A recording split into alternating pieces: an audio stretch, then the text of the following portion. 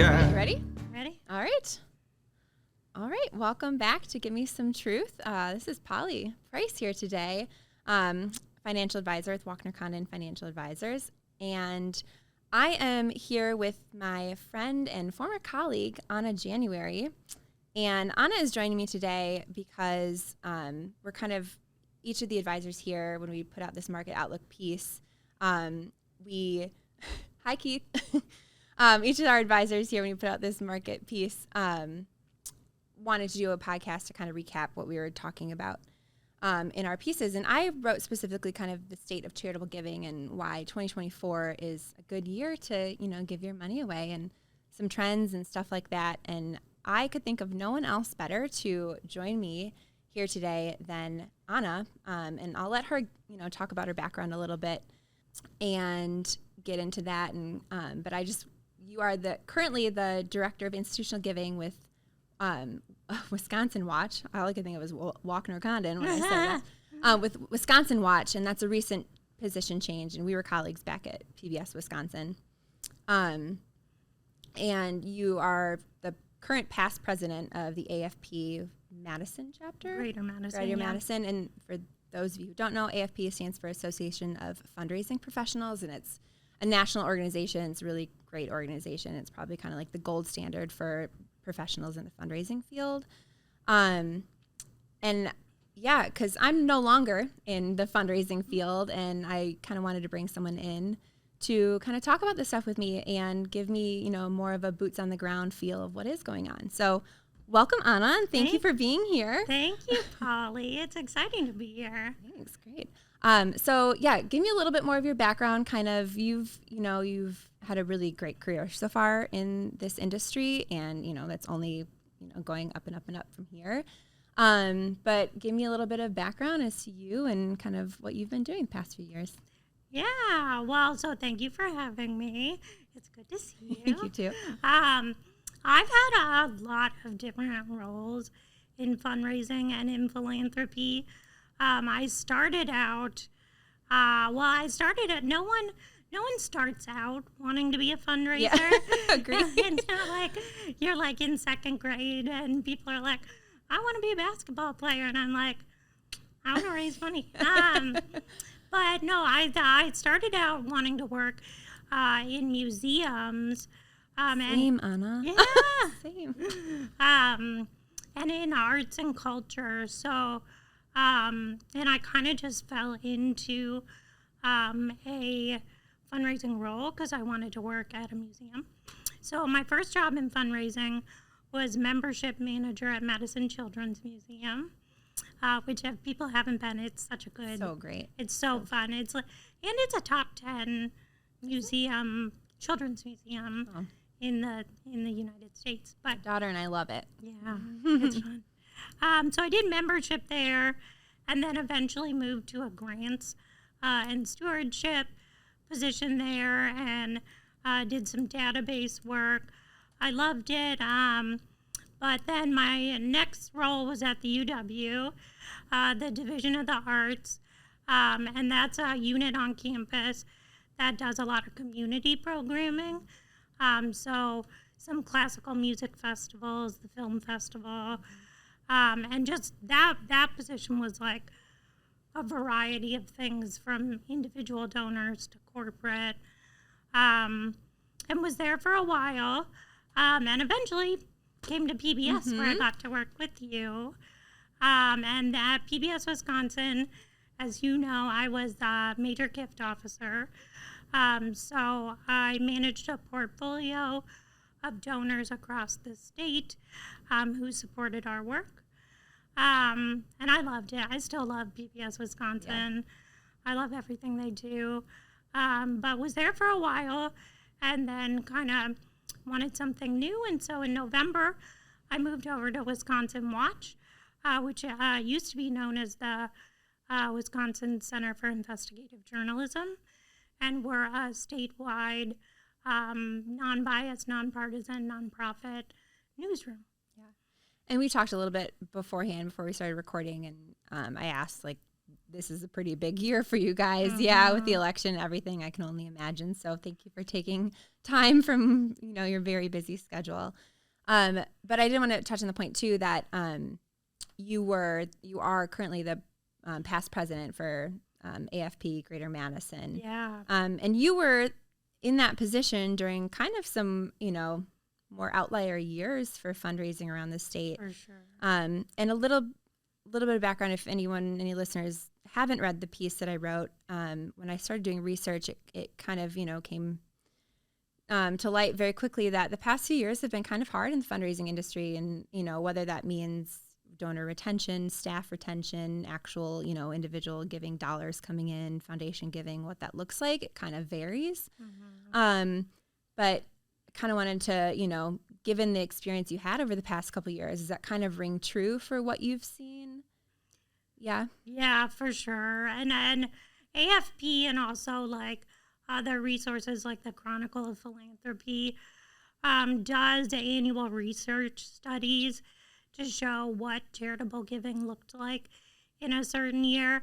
And it's been pretty grim. Yeah. I think the 2022 was like over 10% dip in charitable giving overall.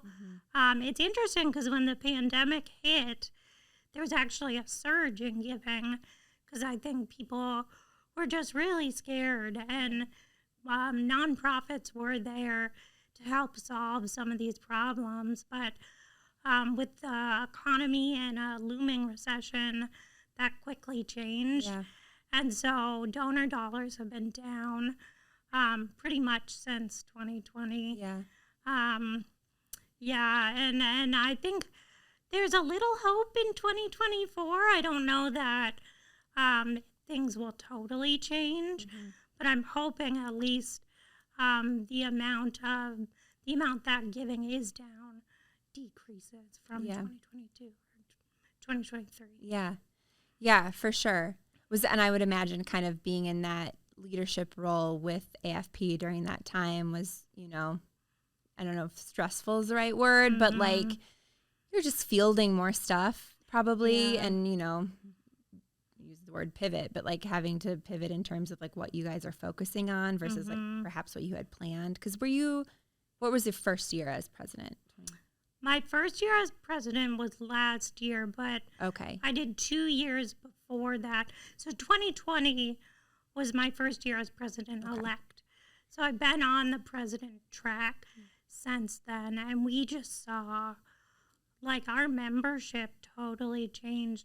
So many people left fundraising due to layoffs, and also just it was a hard time to be asking for money. Right. Well, that and, coupled with the fact that, remote work, whether it was available or not, or just kind of the other stressors that the pandemic kind of put on people. And it's interesting because, like, you hear a lot about, like, the education system and, like, the healthcare system and nurses, and teachers kind of leaving and going to other routes or, staying home with their families or whatnot or being caretakers. And it's interesting, too, because I think a lot of those professions, and same with like charitable gift planners, tend to be women, right?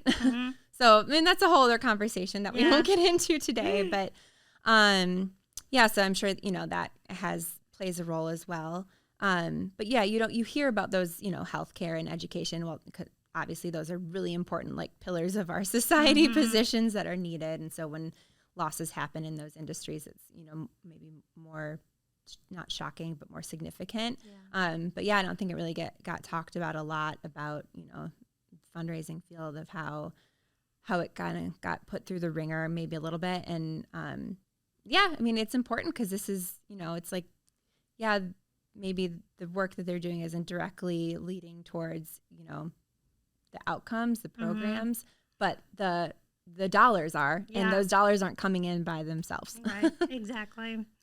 Exactly. And it was kind of interesting because I think when you send me this question, when I put my AFP hat on, it was grim. No. The membership was grim. And so sorry to make you relive it. But at PBS, I think you'll remember this, that has like a really large, really practiced nonprofit Yeah. that was in people's living rooms through broadcast, they actually saw huge growth in their giving. So professionally, I didn't feel it as much, but that kind of just goes to show, and the studies have shown that like it really were the small nonprofits, or was the small nonprofits and like arts nonprofits that were hit the hardest. I think like I'm not going to guess what percentage, but a huge percentage of layoffs in nonprofit were arts because they were all in-person performance based. Yeah. So Yeah. All right. Yeah. Well, let's, hope for a better 2024 and moving forward.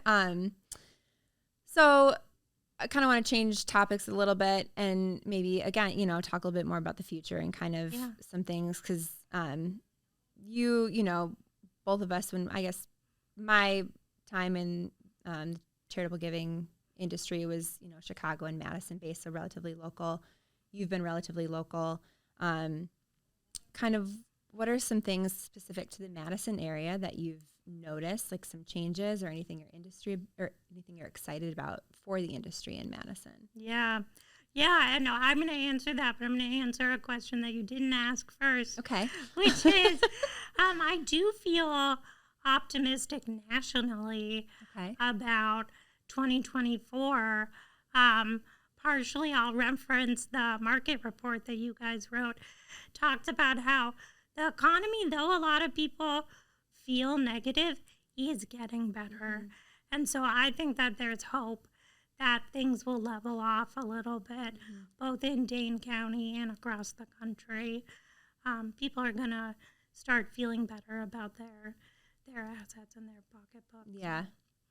The nature of things right now. Yeah. Good. But in Dane County specifically, I think a lot of donors have started thinking less about the splashy gala and the golf outing and more about how do I really give my money in a way that will go to the people that this nonprofit serves.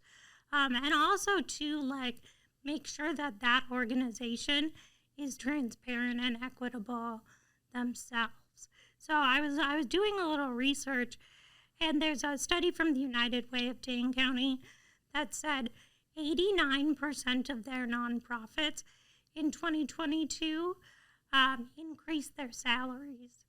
And nonprofit is a field that's riddled with low salaries, which goes back to your point that also it's also a highly female industry. So I think that's really, really encouraging. Goodman Community Center in town, shout out to them. They're doing national groundbreaking work. Yeah. Because they're doing a capital campaign right now called the Campaign for a Living Wage. Which normally, a capital campaign is building. A cool splashy new building. But they're I can't remember how much they're raising, but they're doing it so they can really permanently restructure and pay every single employee over the minimum living wage in Dane County. That's great. And we talked about this a little before too, and this kind of segues into another question I want to ask you. But we get questions from clients often in terms of how to vet charities and where they're giving. And there's various websites out there that you can kind of pick and prod and figure out what works for you, what doesn't. You can interview the organization, which is what I always kind of recommend of if you're serious about it and you want to kind of get in touch with someone, there's people out there at the organization who will talk to you and give you some more information. But I just want to caution people as well, because a lot of the times the Charity Navigator ratings that you see, stuff like that, not to name drop Charity Navigator, but a site like that, they'll rate things on there are various rating systems, but like one of them is like how the donor dollars are used. Yeah. And I think historically it's been a negative to look at that pie chart and look at like, oh my God, like 30% of the donor dollars are going towards overhead. Like that's not what I want it to do. I want it to go to, right to the program. But I caution people to remember that like you need to pay the people who are doing the work a living wage. Otherwise, guess what? They're not going to do that anymore. And then there's no, then that just stagnates how those dollars are getting flowed into the charity in the first place. And like, it's, it's a kind of a middleman, but it's a necessary middleman in so many ways that I think people overlook. And it sounds like what you're telling me from like the Goodman campaign and stuff like that, that maybe there's been a shift there a little bit, or at least, hopefully a little bit, to showcase that like this is important work and it needs to be taken seriously. Yeah. And if it's a matter of, increasing salary compensation for employees, well, look at that and hopefully that is a trend that moves forward. Yeah, I totally agree. I think those percentages of like overhead or whatever you want to call it are valuable to look at, but then I agree with you that like then go to the nonprofit and ask why. Yeah. Because if they're like, that's because we've built back after the pandemic with a more equitable staffing model, I'm like, great, and I do want my dollars to go to that. Yeah. And I also think that like nonprofits aren't known as being like the most sustainable or the most progressive business models. And so for so long, they've had these lean staffs to execute their mission. And that's not necessarily good either, right? So I've seen in Madison and nationwide a lot of funders being much more comfortable with overhead percentages around like 20%. Granted, like you don't want like a 50%. Right, yeah. Like, there is a limit. But yeah, I think if people are kind of feeling uneasy about that, go to the nonprofit and ask why. Yeah. Interesting. Okay, so let's talk a little bit more about, moving forward in the future and stuff. And I brought up some points in my Outlook piece that I thought were interesting. And we talked a little bit before this, and I'm glad you thought they were interesting as well. Cause, again, I'm not in the industry anymore. But just kind of like some maybe trends, maybe things that are like moving the industry forward. One of those is literally giving cryptocurrency to charities. And you validated what I said, that it's, that it's something that's actually happening locally, or you're just like. Yeah. I don't know so much about locally, though. We had AFP over the past 5 years. We've done 2 or 3 presentations on it, and it's been well attended. So people are interested in the topic. I think every industry is like crypto, like I don't know. But I do have a friend that works for a national nonprofit in town, an animal sanctuary. Okay. And they have one staff member specifically dedicated to crypto. Really? Yeah, and with crypto, it had such a big boom. Yeah. And now it's kind of tanking. But that person at that organization is doing well because people are trying to get rid of their crypto. Yeah. So they're thinking about it as if, like, let's get rid of this, donate it, get the deduction in regular dollars, and then the nonprofit will automatically sell it. Yeah. So it's kind of a win-win situation right now. That's interesting. That's a great way of putting it. I don't think the people with the... How long that lasts, we'll see. But it's still interesting. Or all the people that have lost money on crypto, they probably don't think it's win-win. But. Yeah, for sure. Another thing, and this was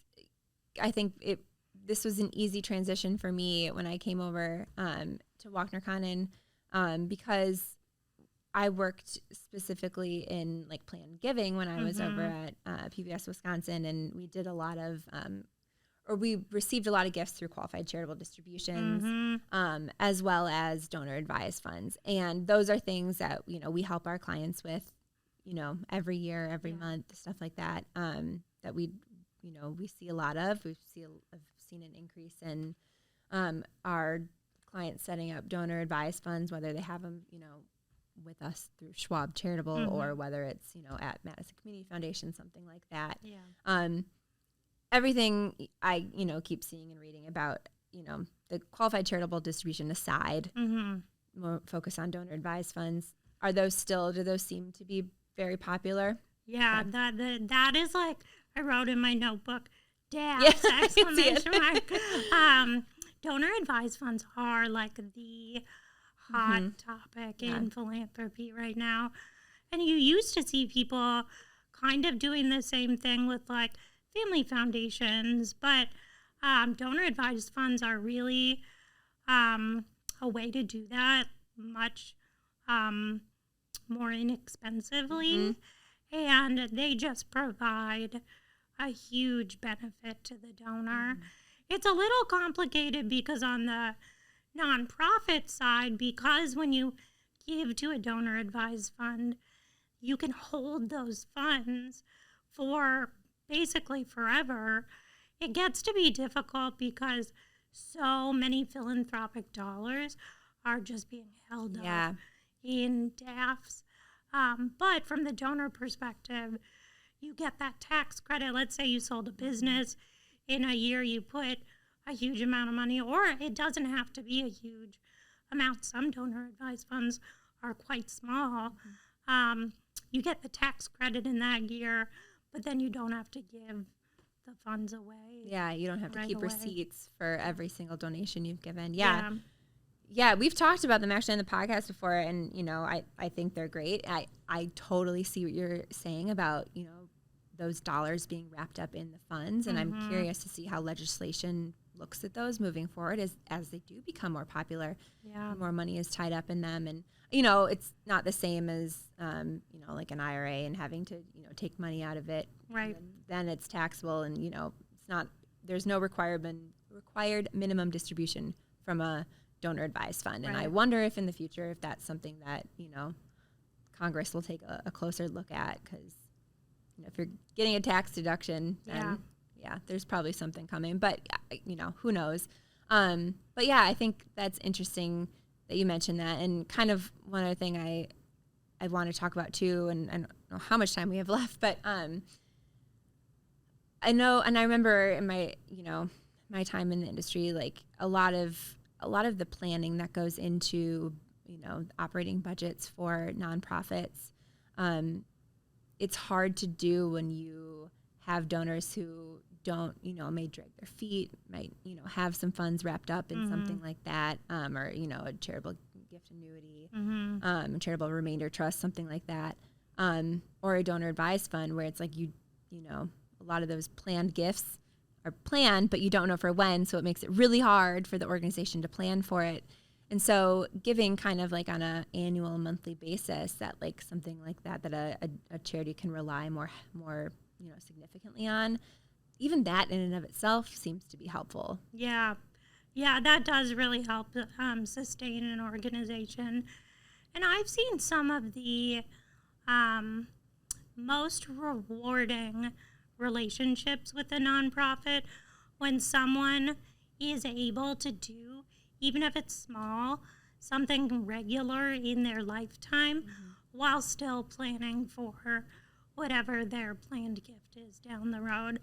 That way they're able to know that they're making this gift one day, but still have a relationship with the organization while they're still alive. And organizations are really just made up of people trying to collectively improve something. Yeah. And so it's really fun when you get to be a part of that, even if it's not a huge financial contribution, knowing that they're a priority in your estate plans one day.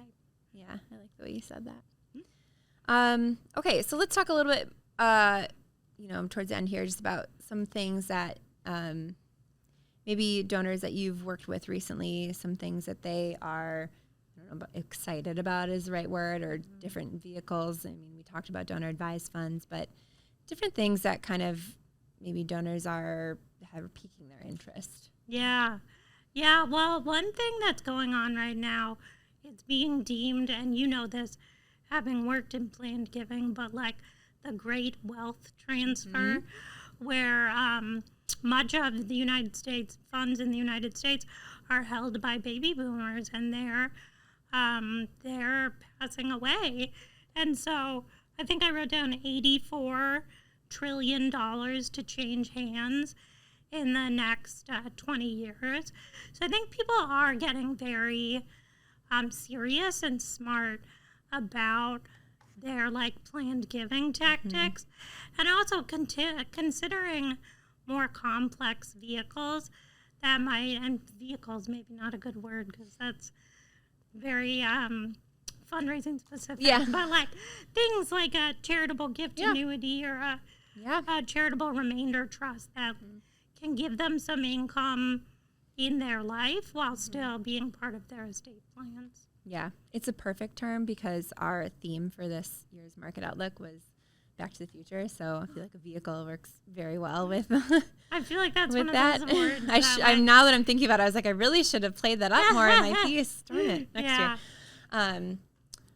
Well, is there anything else that I'm missing? That anything else you kind of wanted to, bring to people's attention, or are you just Yeah, well, I think there's a couple like interesting things that I've been thinking about lately that I don't really know what to say about them. Yeah, but I love it. Just like any industry, AI is gonna be really complex, and people are talking about like, what does that mean for wealth screening or grant writing using ChatGPT?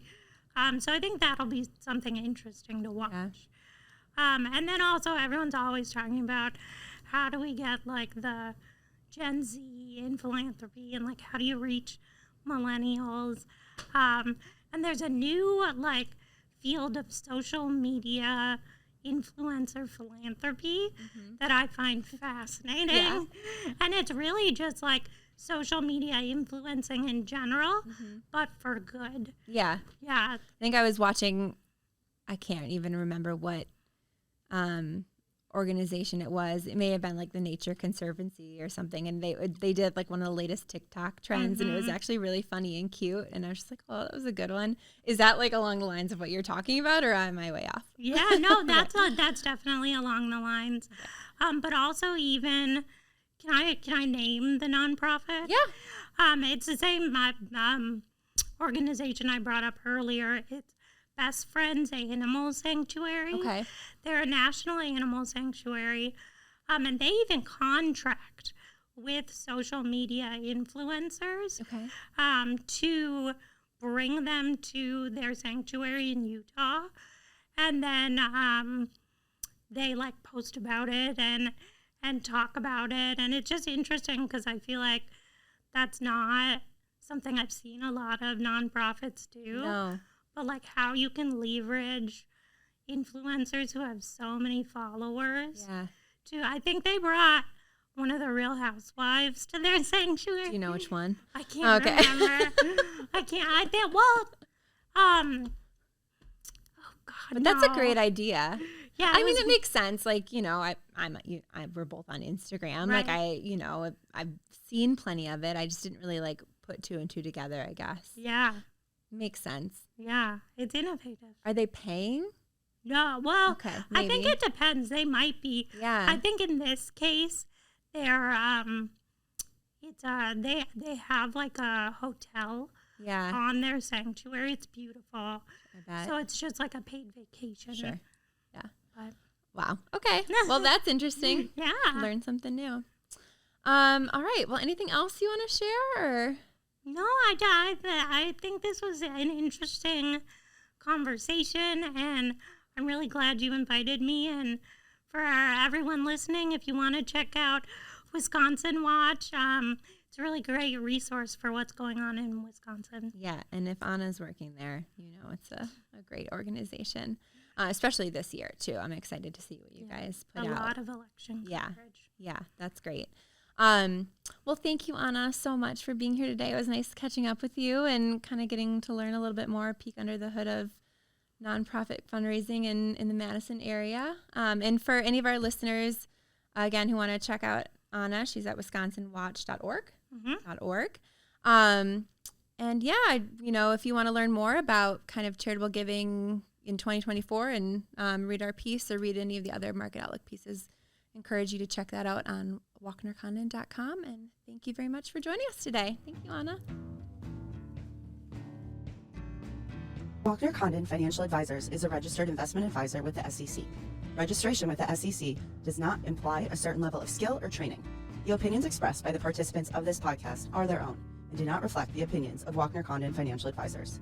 All statements and opinions expressed are based upon information considered reliable, although it should not be relied upon as such.